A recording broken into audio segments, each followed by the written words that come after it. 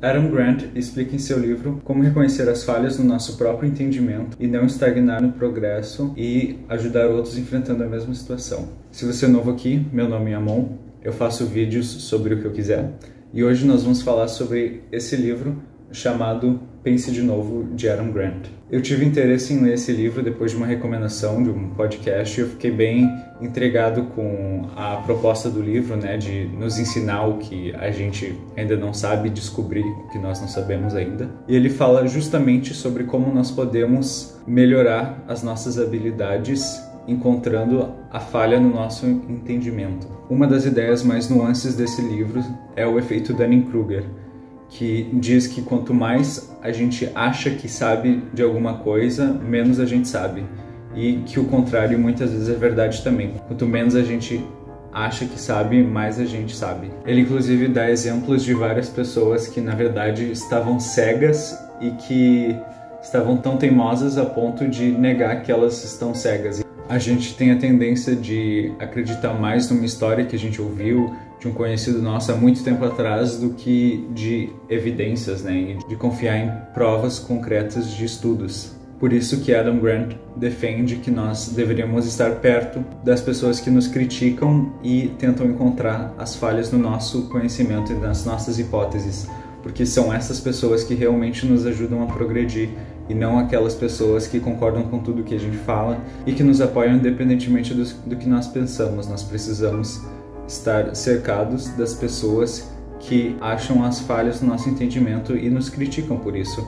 Pessoas que vão desafiar o nosso entendimento e nos ajudar a progredir a partir do que nós já sabemos ou do que nós acreditamos ser verdade. Mas aí também cria um dilema de muitas pessoas que confiam no próprio entendimento e, na verdade, não sabem do que estão falando, e pessoas que não confiam no próprio entendimento, mas, na verdade, estão perto de um nível expert no assunto.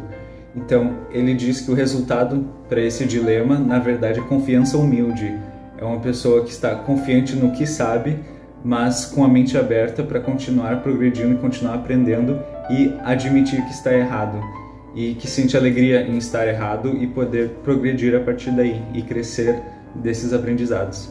Uma das coisas mais interessantes do livro também, ele sugere como devemos tratar essas pessoas que estão no auge do efeito Dunning-Kruger, não discutir com essas pessoas e sim questioná-las.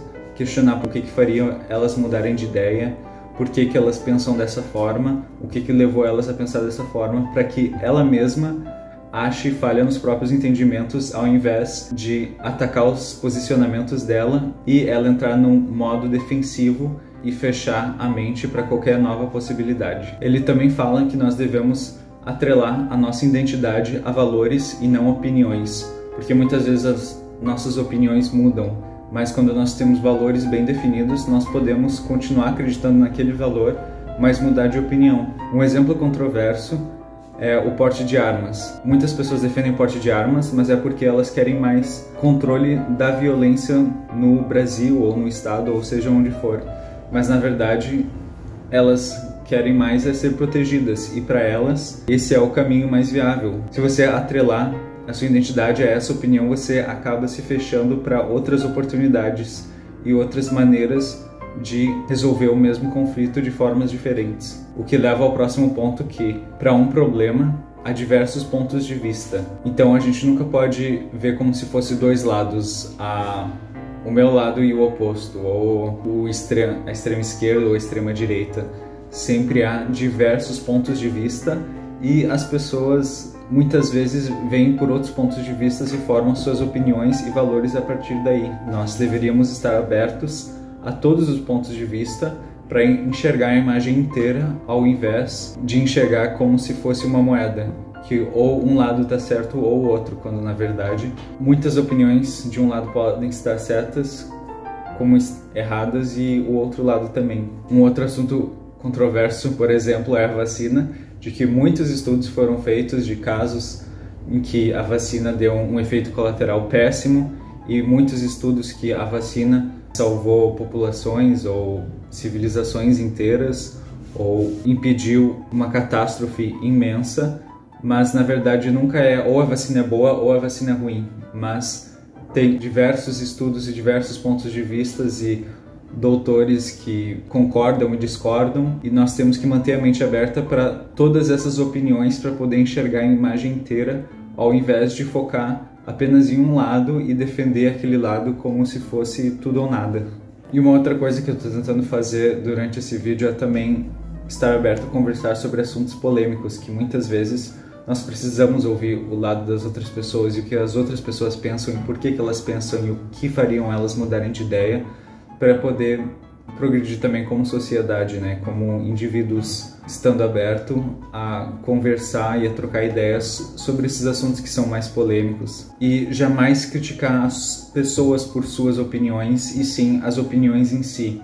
Criticar a obra de arte ao invés de criticar o artista. Tem um estudo que ele mostra no livro que quando as pessoas criticam um desenho, mostram como aquele desenho pode melhorar, ela faz outro desenho e depois pede a opinião das pessoas de novo, e ela vai melhorando o desenho a partir da crítica das pessoas. Então, nós temos que levar a crítica como a essência do progresso. Quando as pessoas criticam algo que nós fazemos, então elas estão criticando apenas a obra de arte, apenas o modo de fazer. A nossa integridade permanece intacta. E assim deve ser quando nós criticamos a obra das outras pessoas. Nós devemos criticar apenas a obra dela e não a pessoa em si.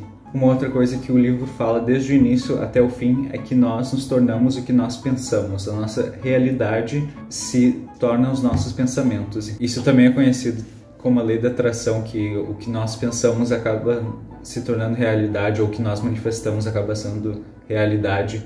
Quando nós acreditamos no nosso potencial e nós falamos, não, eu consigo fazer isso, então eu vou me fazer acreditar que eu consigo fazer isso e eu vou acabar conseguindo fazendo aquilo. E o oposto também é verdade. Quando eu digo que eu não consigo fazer algo e não tem como isso dar certo, eu não vou conseguir, então acaba se tornando verdade também. O que nós acreditamos que conseguimos fazer, nós conseguimos, e o que acreditamos que não conseguimos, nós também não conseguimos. Tudo que nós acreditamos acaba eventualmente se tornando realidade.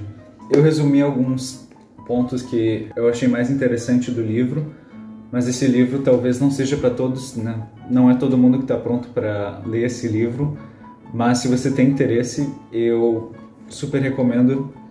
Ele trata de muitos outros assuntos que eu não consegui abordar nesse vídeo. Eu abordei apenas os que eu achei mais interessante e o que mais mudaram a minha vida e as principais lições desse livro para mim pessoalmente.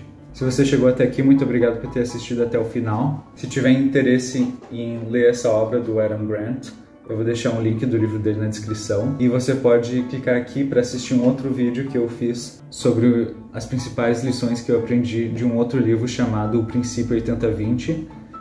Obrigado mais uma vez e até mais.